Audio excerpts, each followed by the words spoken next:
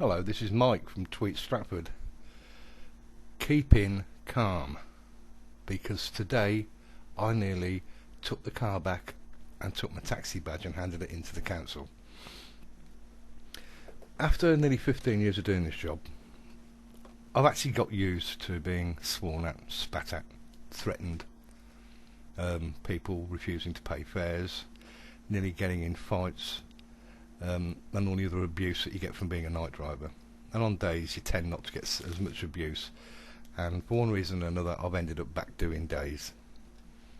So all you really get is people swearing at you because they are crossing the road, or they want to cross the road when you're driving along it. Car drivers putting their fingers up on all sorts because I drive to the rules of the road and to the highway code, and most of the people don't, because I actually do respect my job. I respect the car, and I respect other people, and I certainly respect my passengers, and I'm not going to put anyone in any danger.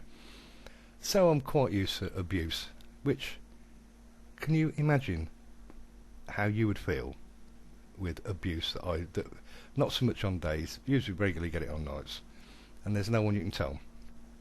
You can't report it to your boss because these are members of the public, people like you that are listening to me, who for whatever reason get leery. Now I suppose on nights you can kind of understand it, because people are drunk or full of drugs and they're not really compos mentis, and you kind of take it a bit on the chin, although it still gets you down because there's nothing you can do about it. We are sitting targets for people being bloody abusive. On days I help little old ladies take their shopping out the basket that they've been around Morrison's or Tesco's with, and put it in the boot of the car. And if they want me to, I'll take it in the house at the other end for them and put it on the kitchen table if they want. I don't mind offering them an arm to steady them. These aren't disabled people, these are just old people with mobility problems, which licensing don't really care about. Stratford District Council licensing, they're more worried about disabled people who, to all intents and purposes, don't use disabled taxis. One or two do, but there's going to be £2 million plus worth of disabled taxis sitting on the ranks belching out fumes in Stratford-on-Avon by 2016, that will probably never take a wheelchair, that costs upwards of half decent when you're looking at anything from 16 to £30,000. But anyway, I digress. Today, having been moved on yesterday from the back of Bridge Street rank, I was parked number 4, because earlier on I couldn't get on the other side, the new rank, because it was full of private vehicles, because people don't want to pay 50p to park and they think they can park in the taxi rank. So I got moved on yesterday basically with the threat of either move it or you get a ticket. So yes, we do get attacked by everybody, especially people in uniform. So I didn't want to go number 4 on Bridge Street, so I thought I'll go on the new rank and get on the back. And there's this guy parked up, and he's in the middle of the road. He's not double parked, but he's over the one bit of space there is. So I leant out my window, because his window's out, and I said, "Excuse me, mate, do you mind pulling down a bit so I can just pull on the rank behind you?" Now I'm not going to swear and use exact language, but basically he said to me, "You effing wanker, why don't you F off and drive your effing car up the top of the road and turn it round, you effing CUN." You can imagine the rest. This is like 1 o'clock in the afternoon, and all I've done is politely ask someone to move a car. They're illegally parked anyway, double parked, and half on the rank and half off it. I've done absolutely nothing wrong, and I just got this tirade of abuse.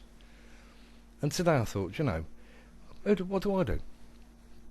Yeah, I'm a big bloke, I'm not a baby. I can't get out of the car and have a word with him, because he's going to end up with a brawl. I'll lose my licence, or I might even get hurt, or the other bloke might get hurt. So that's not an option.